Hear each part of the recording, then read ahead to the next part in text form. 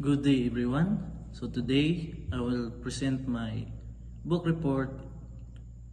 My philosopher name is Mariano Crispo and his book titled Forgiveness and its Healing Effect in the Face of Suffering and Death. So Mariano Crispo is in Forgiveness and its Healing Effect in the Face of Suffering and Death. It is a thoughtful exploration of forgiveness and its profound impact on both the forgiver and the forgiven. Crispo rejects the idea that forgiveness is merely a way to heal oneself emotionally, offering instead a more meaningful perspective that focuses on the moral and rational aspect of forgiving others. Crispo starts by making an important distinction between the nature of forgiveness and its effect. He argues that forgiveness should not be treated as a tool to achieve inner peace or emotional healing, as this approach reduces its deeper significance. Instead, he sees forgiveness as a free and selfless act of goodwill toward the person who caused harm without condoning the wrongdoing.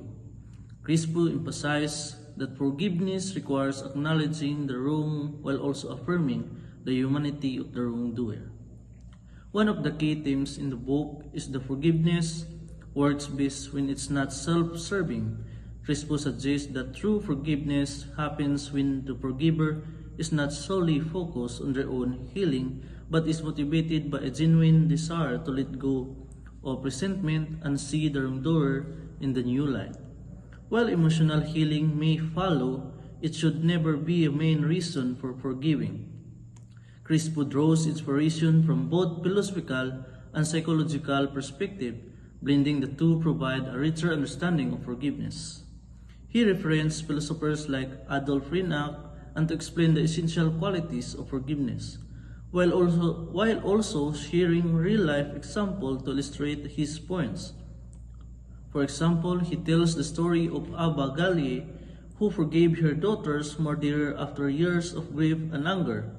This act of forgiveness brought her emotional peace, but Crispo emphasized that it was her goodwill toward the wrongdoer, not her desire for peace, that made her forgiveness genuine. What stands out is Crispo's work in his ability to explain forgiveness in a way that feels both practical and profound.